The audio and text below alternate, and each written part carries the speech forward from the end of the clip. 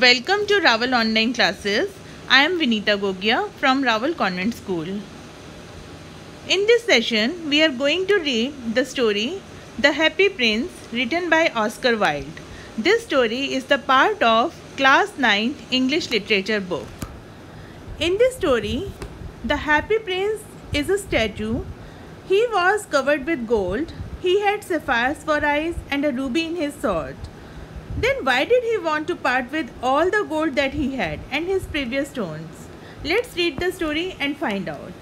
But first, let's know something about the author. The author, Oscar Wilde, was a very famous Irish poet and playwright. He was born on 16th October 1854 and died on 30th November 1900. He wrote in different forms throughout the 1880s and became one of London's most popular playwrights in early 1890s. He is best remembered for his epigrams and plays and his novel The Picture of Dorian Gray. Now let's read the story. High above the city, on the tall column, stood the statue of the Happy Prince. He was gilded all over with thin leaves of fine gold.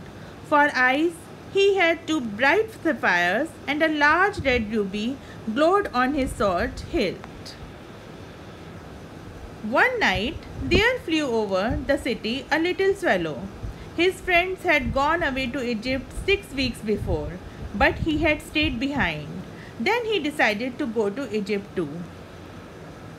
All day long he flew, and at night time he arrived at the city. "Where shall I put up?" he said. "I hope the town had made some preparations."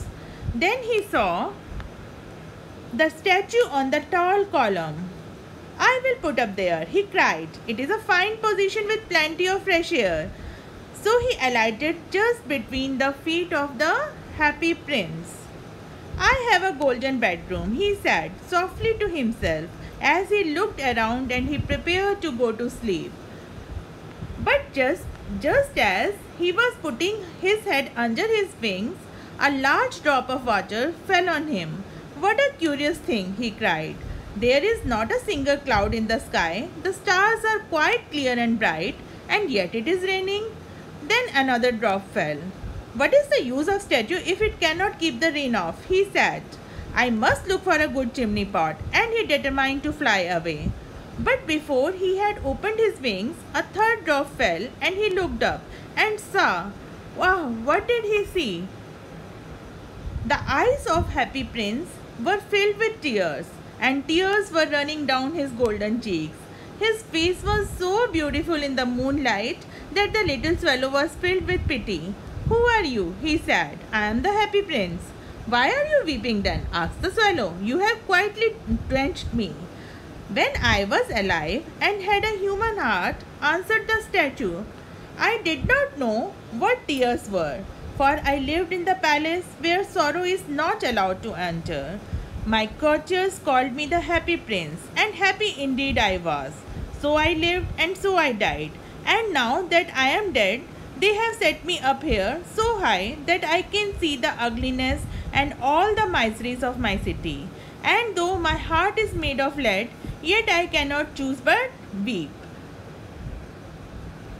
Then the Happy Prince asked the swallow, far away in a little street, there is a poor house.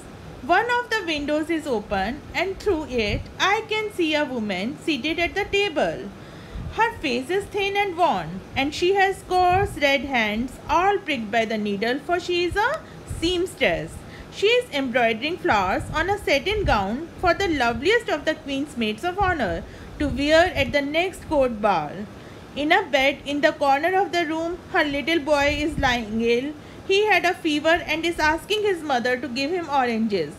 His mother has nothing to give him but river water, so he is crying. "Swallow, swallow, little swallow, will you not bring her the ruby out of my sword hilt? My feet are fastened to the pedestal and I cannot move." The swallow answered, "I am waited for in Egypt. My friends are flying up and down the Nile and taking to the large lotus flowers.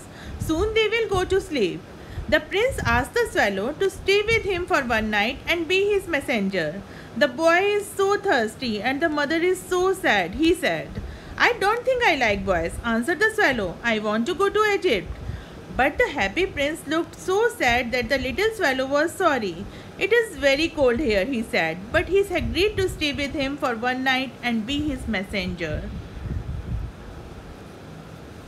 After helping the seamstress, the little swallow and the happy prince also helped the playwright and a little match girl by plucking the eyes of the happy prince, which were made of rare sapphires. Then, on the command of the prince, the little swallow, day after day, night after night, helped all the poor people in the city with the gold and gems from the prince's statue. And even though it was getting colder and colder, he stayed with his friend, because the day that he took the gems from his eyes, he promised to be with him forever. One cold winter night, when there was no gold or gems left in the prince's statue, the little swallow fled in his friend's feet and died.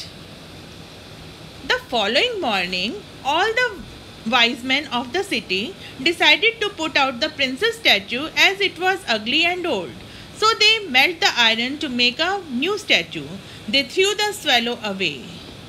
But the prince's heart couldn't be melted by the fire, and it was thrown away with the swallow. One day, God asked to one of his angels to bring him the two nicest things in the earth. The angel brought him the prince's heart and the swallow's body, and God said, You have rightly chosen. In my garden of paradise, this little bird shall sing forever, and in my city of gold, the happy prince shall praise me. The theme of the story is the love and sacrifice. Love is the compassion of the statue for other people and the bird swallows, and it depicts great sensitive feelings. The prince gives away everything to help people, and the swallow and prince share a fantastic love bond. Sacrifice is the another theme of this story. While the prince gives away his ruby, eyes and gold leaves, the little swallow sacrifices his life to serve humanity. The bird did not reach Egypt to meet its companions. Instead, stayed with the prince in harsh cold weather and at last died at the feet of the statue. The third theme of this story may be that appearances can be deceptive. This story has a great lesson to teach as it portrays a statue coated in gold, but basically it is made up of lead. The appearance was grand, but when all gold coating came off, the statue looked ugly.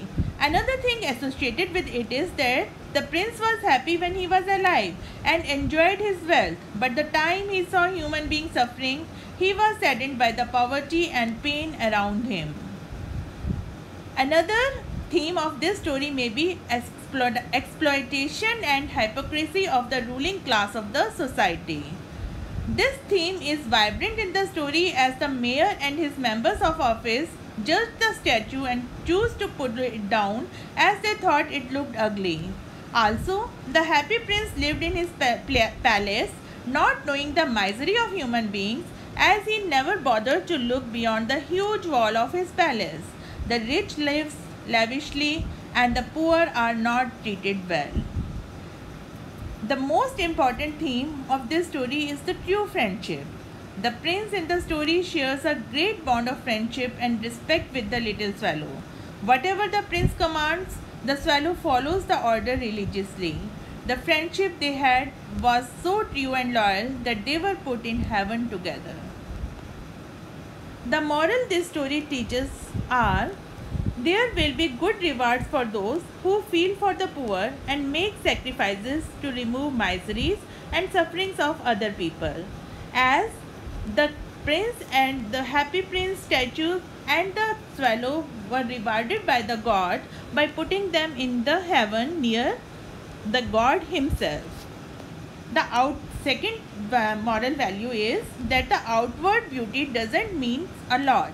The real beauty is in the person's heart, which have the deep feelings and the ability to feel the sorrow and hardship of others.